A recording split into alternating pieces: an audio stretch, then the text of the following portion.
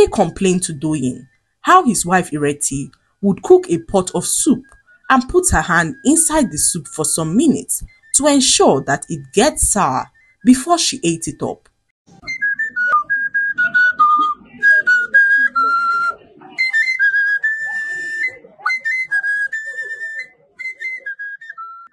Once upon a time, in the beautiful village of Agodi, lived two young women named Doyin and Ireti.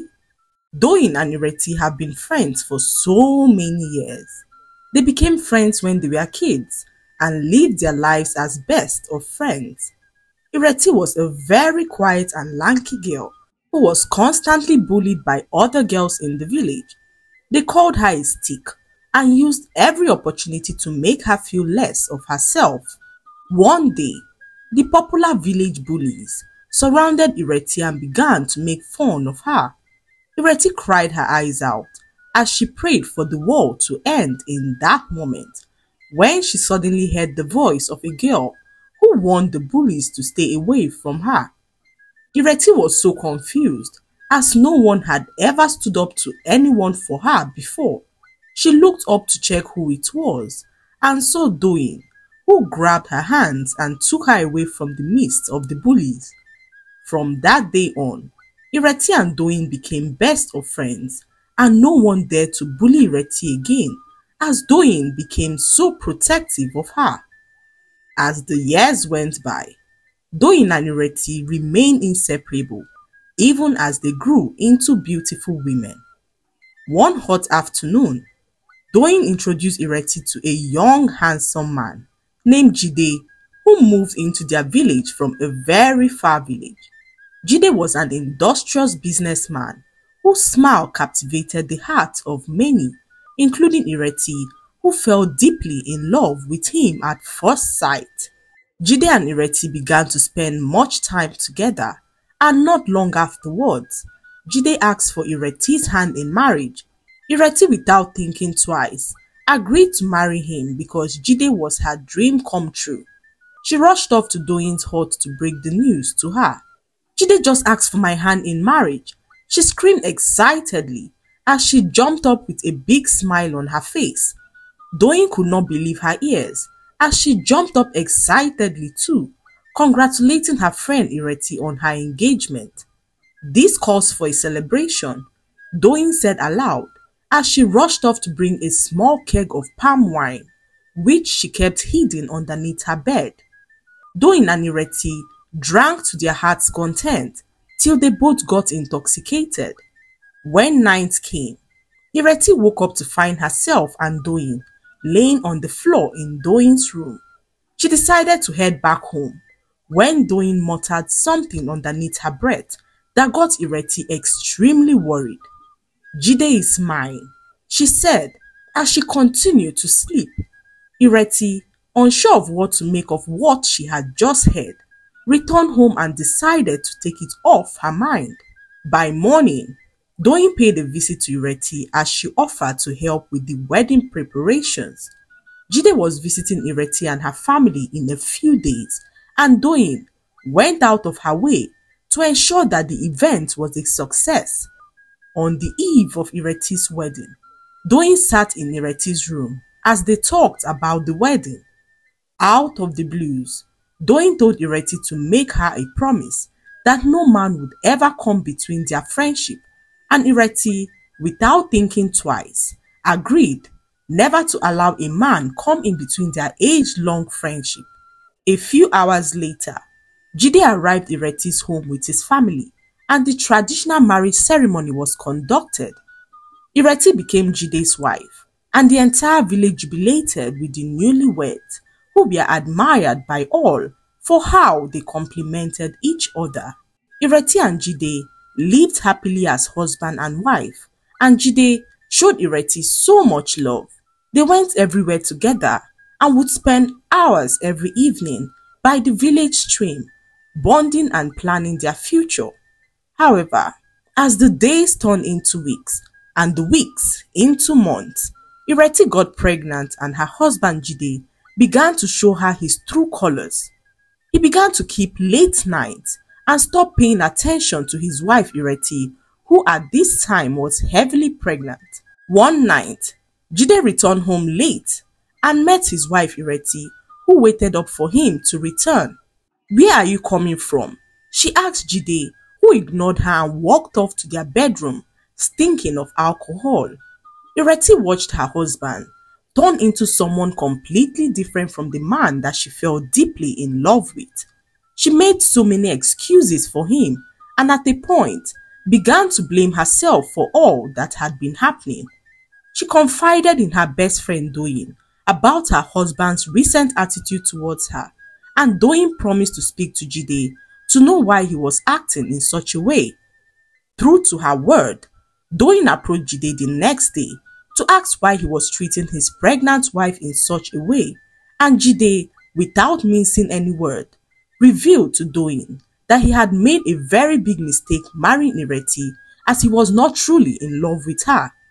He revealed how his wife Ireti became irritating the moment she got pregnant, and how he could not stand being confined in the same space as her. Jide complained to Doyin how his wife Ireti would cook a pot of soup and put her hand inside the soup for some minutes to ensure that it gets sour before she ate it up. He also revealed how Ireti stopped taking her bath because she disliked the smell of soap and would spend hours inside a stinking toilet because she loved the smell of feces. Her love for the smell of feces made her visit public toilets in the village to spend a considerable amount of time inhaling the stinking smell. Jide looked so irritated as he explained to Doyin how his wife Ireti stank so badly, making it difficult for him to return home every day. Doyin listened, her heart sinking with each harsh word that Jide spoke against Ireti. She knew of the changes a woman's body could go through during pregnancy, the cravings, the aversions, which were all a natural part of the pregnancy journey. Yet, Jide's words were devoid of understanding. Jide revealed to Doyin that he was done with the marriage, as he had already fallen deeply in love with another woman. With a heavy heart, Doyin returned to Ireti not to speak about Jide's harsh truths, but to comfort her for all that she was going through. "Your husband Jide is just overwhelmed with the new responsibilities," she lied to Ireti, who believed every word that she said. However, as time went on, Jide's attitude became worse as he stopped coming home completely. Ireti struggled through her pregnancy alone, as her husband Jide was barely there to give her the emotional and psychological support that she so needed. After several months, Ireti gave birth to an extremely handsome baby boy, and all her pregnancy cravings vanished like dew before the sun. Her husband Jide cared less that she gave birth to a baby, as he never bothered to show up in their home to see their son. Ireti spent hours weeping as she hoped for their marriage to return back to normal. She complained to Doyin, who stepped in to fill the shoes of Jide. Doyin took care of Ireti and her son and promised never to leave their side. Ireti was so grateful to God for sending Doyin her way, as she could not imagine what her life would have been without her best friend Doyin. One morning, whilst Ireti was washing her baby's clothes outside her hut, a young woman approached her to reveal that her husband Jide was having an affair with another woman. Ireti, despite knowing deep within her heart that her husband was seeing another woman, decided to live in denial, as doing so seemed to be more bearable than confronting the truth. However, her curiosity could not let her ignore the young woman's revelation, as she pleaded to be taken to where her husband was, and lo and behold, the young woman took her straight to Doyin's hut. Ireti arrived at the hut and found the door slightly open. She pushed the door open and found Jide and Doyin in bed together, their intimacy undeniable as the truth stared her in the eyes. The betrayal hit Ireti like a blow, stealing her breath and strength. "You will reap what you sow," Ireti said to her best friend and husband as she turned to leave the hut, which had once been her sanctuary of friendship. Unable to face the reality that her husband was now with her best friend, Ireti packed up her bags and left the village with her son. Doyin, sitting in her hut in disbelief, thought about how her deepest wish had come true in the worst possible way. She had always loved Jide, and in a twisted fate, she now had him. Jide had finally asked her to be his bride, and she agreed, without thinking of how her actions would affect her best friend Ireti. In that moment, Doyin chose her happiness over everything else and was willing to sacrifice her friendship with Ireti to be happy. She had always been in love with Jide, even before she introduced him to her friend, and was sad when he chose her friend over her. But this did not matter anymore, as Jide was now hers and hers alone. They later got married, and as the months went by, Jide and Toyin's marriage waxed strong as they paid no mind to what the villagers had to say about their union. However, when Doyin became pregnant, she ran mad and remained mad all through her pregnancy. All efforts to make her sane proved futile, as the village healers revealed that her madness was as a result of her pregnancy and nothing more. For 9 months, Doyin remained mad and was unaware of all that had been happening around her. On the day that she gave birth to her baby, Doyin regained her sanity and could not believe that she had been mad for 9 whole months. Her husband Jide was long gone, and Doyin regretted all her actions and wished she never allowed a man come in between her friendship with Ireti, who now lived in a faraway land. As for Ireti, she found solace in the love of her son, and in her strength, she built a new life away from the village that held too many painful memories. Jide, who had wandered from one woman to another, returned to his village and married another woman who was unable to have a child for him. His restless heart found no peace, as the emptiness of not having a child gnawed at him. The laughter of children playing in the streets was a constant reminder of what he had lost, of the children he had abandoned because of his own foolishness, and he lived all his life regretting his actions.